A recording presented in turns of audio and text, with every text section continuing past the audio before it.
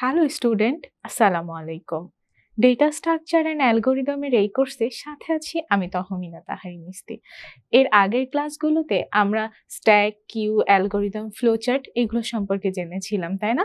আপনারা যদি সেই ক্লাসগুলো মিস করে থাকেন তাহলে এখনই ডেটা স্ট্রাকচার অ্যান্ড অ্যালগোরিদম নামে যে প্লে লিস্টে আছে সেখান থেকে ভিডিওগুলো দেখে নিতে পারেন।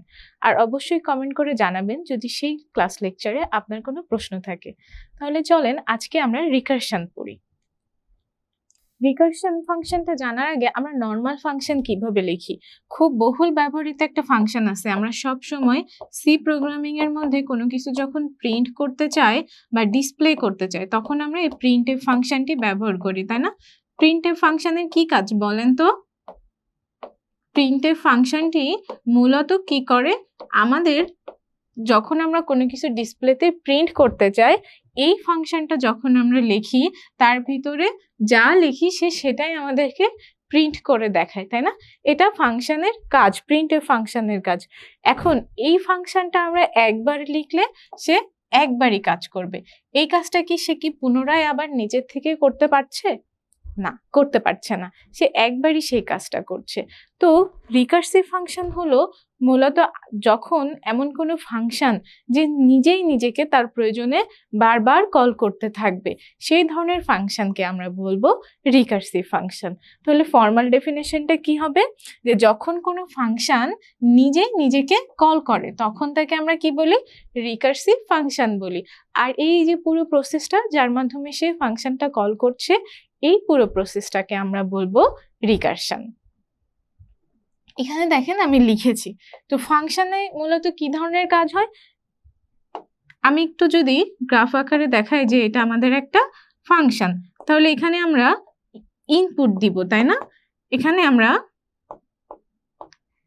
ইনপুট দিলাম, ফাংশন তার নিজের কাজটা এর মধ্যে সম্পাদন করলো, তারপর আমাদেরকে একটা আউটপুট শো করলো, তাই না?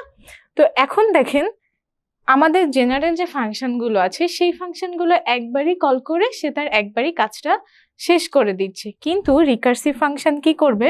রিকার্সিভ ফাংশন এখান থেকে আউটপুট প্রডিউস করার পর সে কি করবে? আবার আউটপুট থেকে ফাংশনকে কল করবে এবং ফাংশন কি করবে? আবার আউটপুট প্রডিউস করবে। আবার ঠিক এইভাবেই সে বারবার কাজটা কন্টিনিউ করবে। সে আবার এই আউটপুটটাকে সে কি করবে? আবার ফাংশনের মধ্যে নিবে, আবার ফাংশন থেকে আউটপুটের মধ্যে যাবে।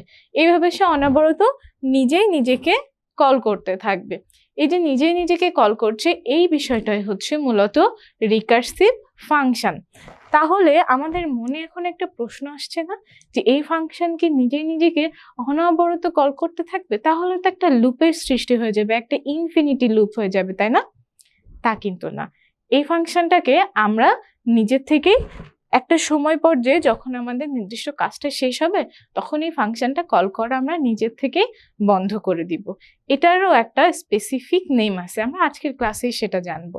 তাহলে মোটামুটি আমরা এখন সবাই রিকার্সিভ ফাংশন সম্পর্কে জানলাম। তাহলে আমরা পরে দেখি কি কি আছে। যে রিকার্সিভ ফাংশন, এইরূপ ফাংশন কলকে বলে রিকার্সিভ কল। তার মানে আমরা যে ফাংশনটা কল করলাম তাকে আমরা বলবো রিকার্সিভ কল। আর রিকার্সিভ ফাংশন একটি নির্দিষ্ট অবস্থা পর্যন্ত নিজেকে কল করতে পারে, এর ফলে এটি একটি শিকলের সৃষ্টি হয়। এটা আমরা একটু আগে আলোচনা করলাম।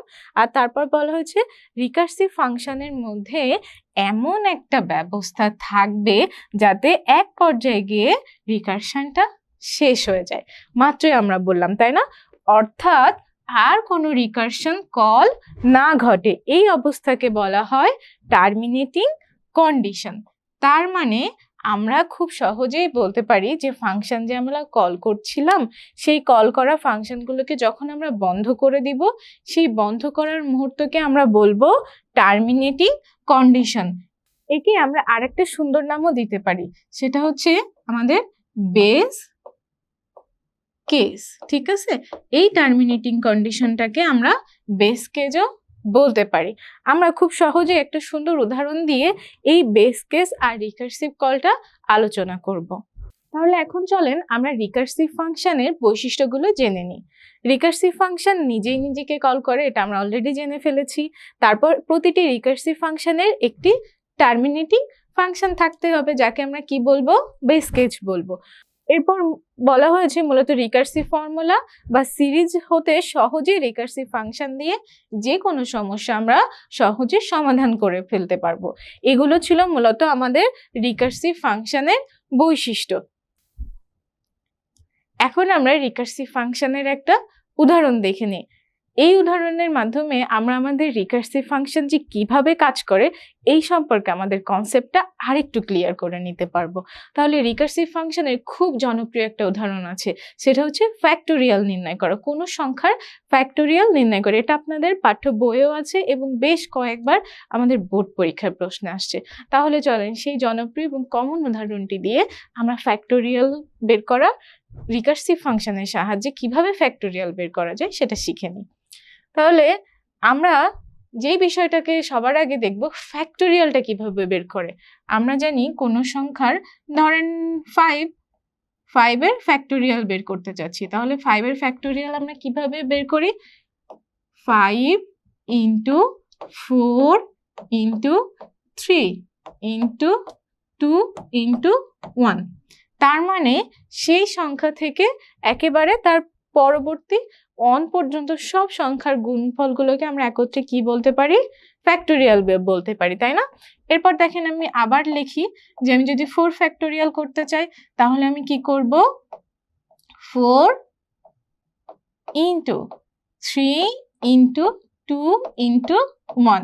এরপর যদি আমি 3 ফ্যাক্টোরিয়াল বের করি তাহলে কি হবে, 3 × 2 × 1।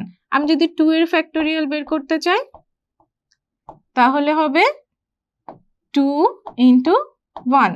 আর 1 এর ফ্যাক্টোরিয়াল কি, 1 এর ফ্যাক্টোরিয়াল শুধুমাত্র 1, তাই না?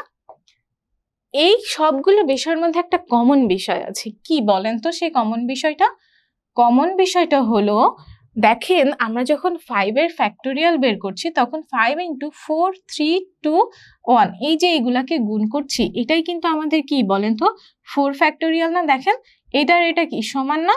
তাহলে আমরা এটাকে সংক্ষেপে কি বলতে পারি, 5 × 4 ফ্যাক্টোরিয়াল। এটাকে আমরা বলতে পারি। দেখেন 4 ফ্যাক্টোরিয়ালে যা ছিল এখানে কিন্তু সেটাই আছে, তাহলে আমরা সংক্ষেপে এটা খুব সহজেই বলতে পারি। আবার 4 ফ্যাক্টোরিয়ালের ক্ষেত্রেও কিন্তু আমরা এটা বলতে পারি যে 4 × 3 ফ্যাক্টোরিয়াল। কেন, দেখেন এই যে 3 ফ্যাক্টোরিয়াল বের করার যে ফর্মুলাটা আর এখানে সেম, তাই না? আবার এখানেও সেম ভাবে বলতে পারি যে 3 ফ্যাক্টোরিয়াল মানে কি, 3 × 2 ফ্যাক্টোরিয়াল। তার মানে আমরা যদি n সংখ্যক কোনো সংখ্যার ফ্যাক্টোরিয়াল বের করতে চাই তাহলে তার ফর্মুলাটা কি হবে, ফর্মুলাটা ঠিক এইভাবে হবে যে, ধরেন এটাকে আমি 5 দিয়ে আগে বুঝাই। 5 বের করতে চাইলে হচ্ছে 5 × 4, তাই না, ফ্যাক্টোরিয়াল।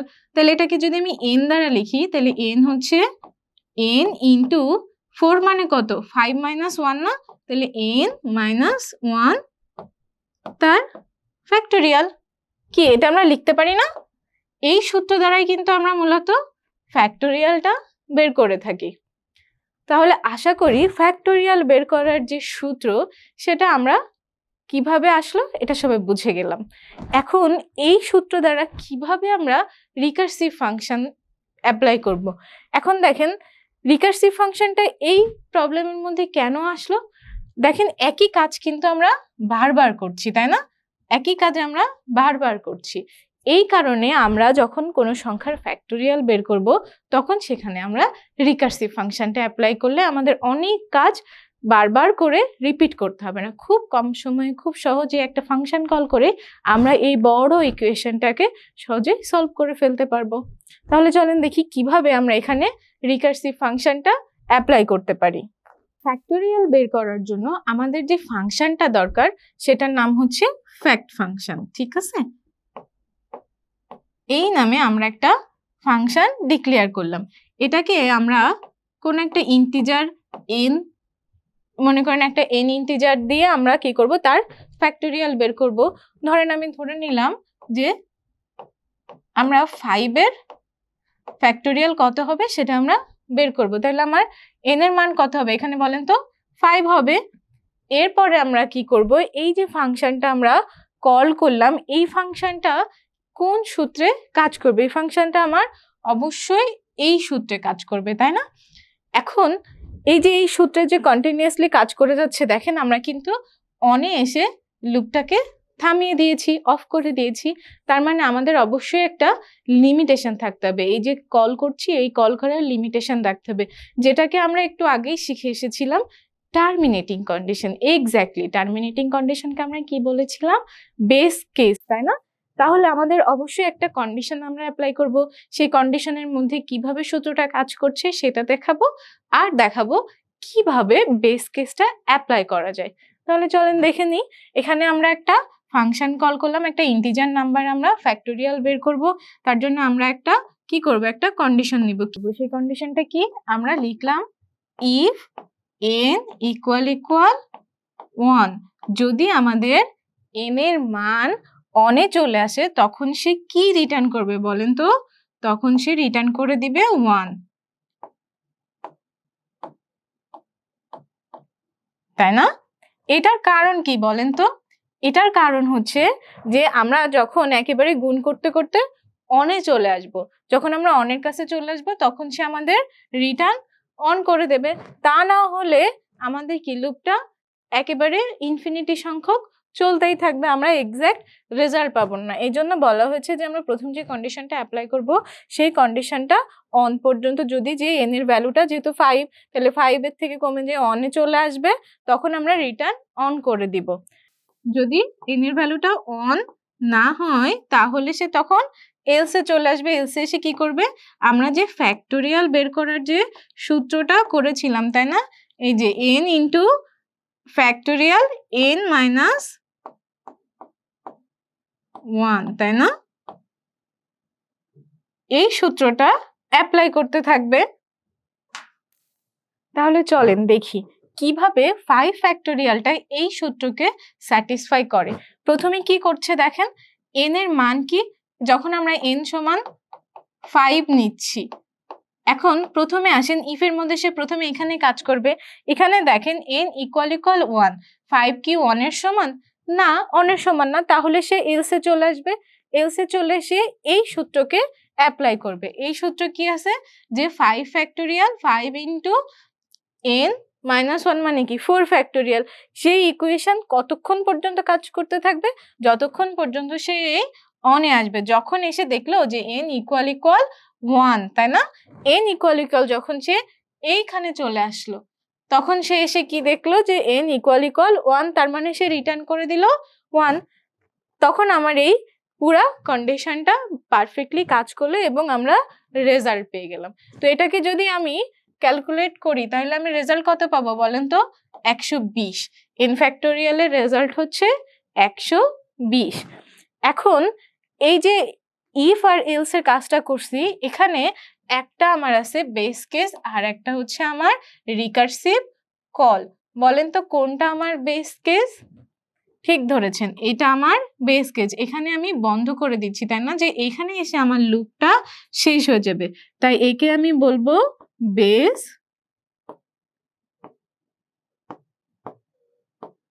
কেস, অথবা একে আমি কি বলতে পারি? Terminating condition.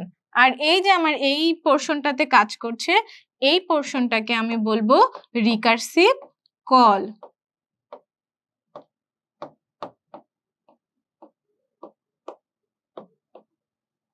ঠিক আছে? আই থিঙ্ক আপনারা এখন সবাই রিকারসিভ ফাংশন কিভাবে একটা কোডের মধ্যে কাজ করে, বেসিক্যালি ফ্যাক্টোরিয়াল নির্ণয়ের ক্ষেত্রে কিভাবে কাজ করে, বা রিকারসিভ ফাংশনটা কি, সেটা কখন থামতে হবে, কিভাবে থামতে হবে, এটা আপনারা সবাই আই থিঙ্ক বুঝতে পেরেছেন। এরপর আমরা দেখে নিই রিকারসিভ ফাংশন ব্যবহারের কিছু সুবিধা অসুবিধা। তো সুবিধাগুলো প্রথমে কি কি আছে দেখি। প্রোগ্রামের জটিলতা অনেক কমে যায়। কি কারণে কমে যায়? যেহেতু আমরা একই কাজ বারবার করছি না, সো আমাদের ভুল হয়ে যাওয়ার সম্ভাবনা অনেক কমে যায় এবং আমাদের কাজটা সহজ হয়ে যায়। তারপর বলছে অনেক কম সংখ্যক ভেরিয়েবলের প্রয়োজন হয় এবং প্রোগ্রাম সহজ ও সুন্দর হয়। এরপর আসেন রিকারসিভ ফাংশন ব্যবহারের কিছু অসুবিধা জেনে নিই। কি কি? প্রোগ্রাম সম্পাদনের সময় অনেক বাড়িয়ে দেয়। এই যে সময় আমরা নিয়েছিলাম, রিকার্সিভ ফাংশন যেহেতু বারবার কল করছে, এই জন্য আমাদের এক্সিকিউশন টাইমটা তুলনামূলকভাবে একটু বেড়ে যায়। আর বলছে যে রিকার্সিভ ফাংশন ব্যবহার করলে লুপের সংখ্যাও আমাদের কি করতে হয়, বাড়িয়ে দিতে হয় বা বেড়ে যায়। এটা ছিল মূলত রিকার্সিভ ফাংশনে ব্যবহার করার সুবিধা আর অসুবিধা। আজকের ক্লাস আমাদের এই পর্যন্তই। আশা করি আজকের ক্লাস থেকে আপনাদের রিকার্সিভ ফাংশনের সম্পর্কে ধারণা মোটামুটি ক্লিয়ার হয়েছে। এই সম্পর্কিত যদি আপনাদের আরো আমার কাছে কোনো কিছু জানার থাকে তাহলে অবশ্যই আমাকে কমেন্ট বক্সে জানাবেন। পরবর্তীতে দেখা হবে ডেটা স্ট্রাকচার অ্যান্ড অ্যালগরিদমের নতুন কোনো টপিক নিয়ে। ততক্ষণে আপনারা সবাই সুস্থ থাকুন, ভালো থাকুন এবং এই যে টপিকগুলো আমরা পড়ছি এগুলো বাসায় বেশি বেশি করে প্র্যাকটিস করতে থাকুন। Thank you. সালামু আলাইকুম।